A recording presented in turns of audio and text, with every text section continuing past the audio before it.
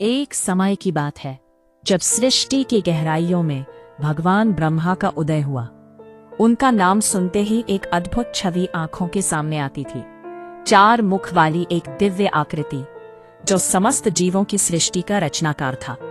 ब्रह्मा, जिन्हें लोग सृष्टि के सृजनहार के रूप में जानते थे, एक अद्वितीय शक्ति के प्रतीक थे। परंतु उनके जीवन की कहानी में एक छिपा हुआ संघर्ष था। जैसे ही ब्रह्मा ने सृष्टि के पहले जीवों को बनाया, उनका दिल गर्व और भक्ति से भर गया।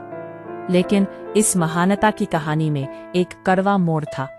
ब्रह्मा ने अपनी बेटी सरस्वती पर गलत दृष्टि डाली, जिससे उनके प्रति लोगों का श्रद्धा कम होने लगी। यह एक ऐसा अपराध था जिसे पुराणों में बार बार लिखा गया था। उनका यह आचरण उनके लिए एक दाग बन गया। एक दिन भगवान शिव ने ब्रह्मा और विष्णु को एक परीक्षण के लिए बुलाया।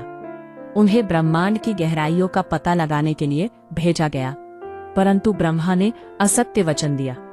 यह एक ऐसा पल था जिसने उन्हें और उनके समस्त कुल को संकट में डाल दिया। राजस्थान के पुष्कर में स्थित ब्रह्मा का एकमात्र मंदिर उनका अकेलापन दर्शाता था। पूजा में कमी ने उन्हें और भी अधिक आंतरिक संघर्ष में डाल दिया। क्या सृष्टिकर्ता का यह भाग्य था?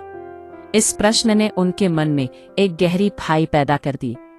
इस दौरान ब्रह्मा के 4 पुत्र सनक, सनंदन, सनातन और सनत कुमार अपने पिता की उपेक्षा से दूर ब्रह्म तत्व को जानने में मग्न थे। उनका ये निरपेक्ष व्यवहार ब्रह्मा के लिए असहनीय था। अंततः उनके क्रोध से एक प्रचंड ज्योति प्रकट हुई, जिसने अर्धनारीश्वर रुद्र को जन्म दिया। यह एक ऐसी विद्या थी जो ब्रह्मा की शक्ति और उनके आक्रोश का प्रतीक बनी।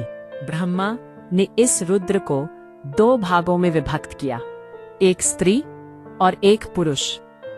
इस विभाजन के बाद प्रजापत्य कल्प में स्वयंभू मनु और शतरूपा का प्रकट होना सृष्टि के नए अध्याय की शुरुआत थी। उन्होंने प्रियव्रत, उत्तानपाद, प्रसूति और आकुति जैसे संतानों को जन्म दिया। समय बीतता गया और इन संतानों के विवाह भी हुए। दक्ष ने प्रसूति से 24 कन्याओं को जन्म दिया, जिनके नाम श्रद्धा, लक्ष्मी और कीर्ति जैसे महान थे। इन संतानों से आगे आने वाली सृष्टि का विकास हुआ। ब्रह्मा ने एक बार फिर से सृष्टि की रचना की, ठीक उसी समय की शिक्षा के साथ, जब उन्होंने अपने गलती को समझा। उन्होंने सीखा कि सृष्टि सिर्फ सृजन नहीं, बल्कि उसे सहेजना भी है। अब उनके कुल का नाम सुनते ही एक नई आशा का संचार होता था। ब्रह्मा ने अपने अनुभव से सीखा कि सृष्टि की असली सुंदरता उसमें होने वाले संबंधों में है।